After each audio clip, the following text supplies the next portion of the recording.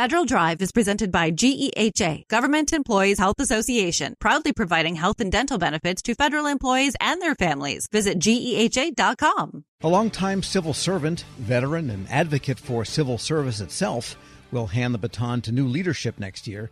She has led the National Academy of Public Administration longer than anyone, since 2017, and she's driven several important Academy initiatives. Terry Gerton joins me in studio. Terry, good to have you with us. Tom, so nice to be here. Thank you. And we've enjoyed a lot of interviews over the years on something that people may not realize about the Academy is that it undertakes reports chartered by Congress to look at really problematic issues. And you've overseen some really blockbusters. Well, we have, and thank you for raising that, because I think it really is important for people to understand that Congress did charter the Academy. We have a mission in law from them, which is to help government leaders at all levels really tackle the tough problems. And so Congress does direct in legislation sometimes that federal agencies engage with us to tackle some of those. And what stands out in your mind as some of the really big ones? I think of the Maritime Academy. Yeah, that was a really important one, and we continue to see the impacts of that.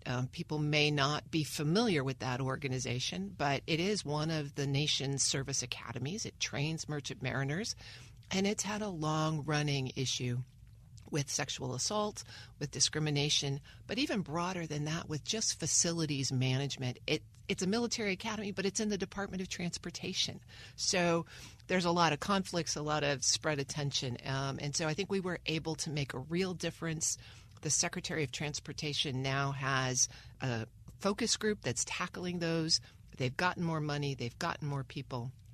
They still have a long way to go. Sure, but I think the value of those reports is that every government leader, manager should read them because, there but for the grace of God go I. Well, that's so true. I mean, another one that really got a lot of headlines was our congressionally chartered report on the Office of Personnel Management.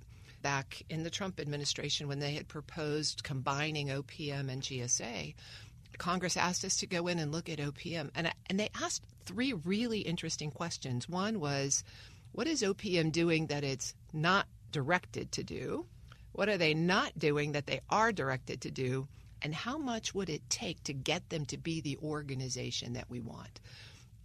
And we're just so proud of that report, but more importantly, the way that OPM embraced it and made it part of their strategic plan, made it part of their budgeting process, and continues to make progress in really building out the center of government's personnel and talent management capacity. And I think another initiative that you get credit for that was not already there at the Academy was the idea of the 12 grand challenges.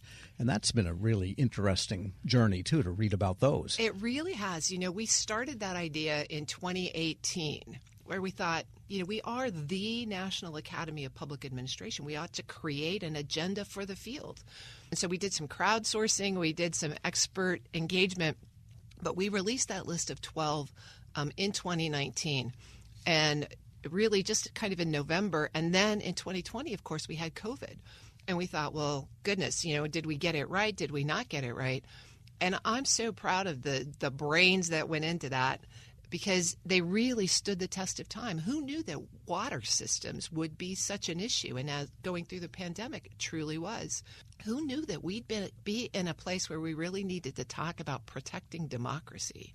And we are. And so it really has begun to be adopted by all levels of government. We see especially it changing how local governments are approaching their strategic plans, their workforce engagement, how they're thinking about combining their efforts across multiple parts of their organization to really get systemic solutions. So I am really proud of that.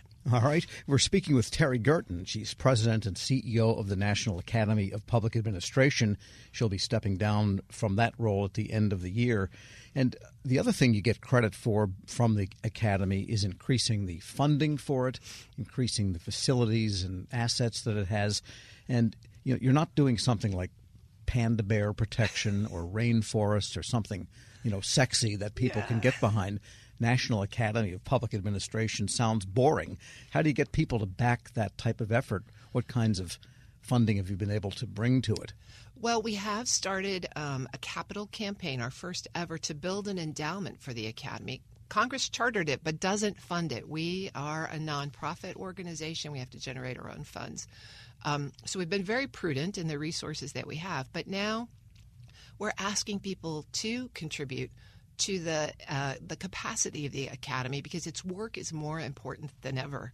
As we experience more political polarization, as people really are questioning the value of their government, what does it give them?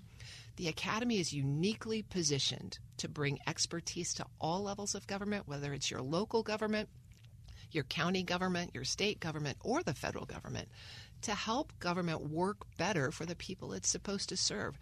And I think now more than ever, it's an absolutely essential organization, because we're not invested in creating a profitable relationship that generates funds forever. We really are committed to good government. It's kind of nerdy, but it's really important. So who invests in it? Well, right now it's largely fellows. We do have some nonprofit partners that help us, especially in things like media relationships and funding and grant funding. And then we engage in contracts with government agencies, whether that's, as we talked about at the top of the show, directed by Congress, or whether government agencies at all levels seek us out to do that kind of work.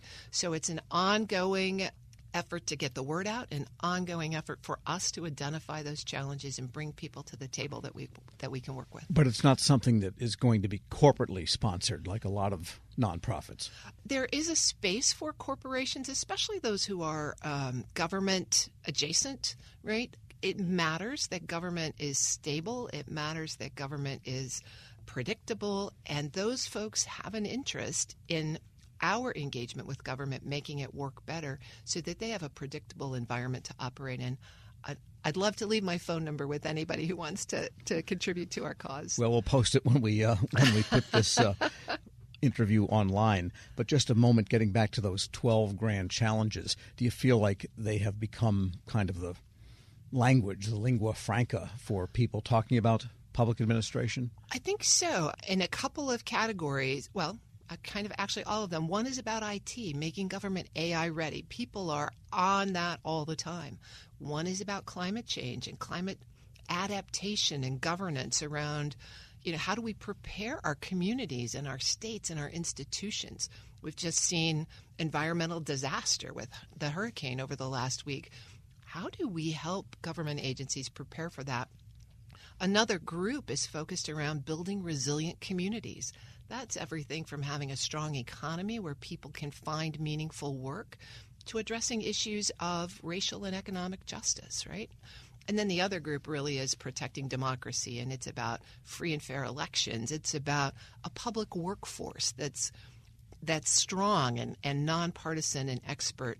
So, yeah, those are really the issues that people at all levels of government are working on today. Yeah, you wonder on that economic area and the fact that so many areas of the country are devoid of great jobs. Right. Manufacturing has fled whole sections of the Midwest, the Appalachian region, which was never that rich to begin with. It's even worse off now in some ways maybe than it was in the 1930s. And so units like the Economic Development Administration, for example, have the capacity to maybe kickstart those areas. I think that's really true. We've seen a lot of national investment going back into areas to rebuild manufacturing, to create new industries in certain places. But where public administration comes into that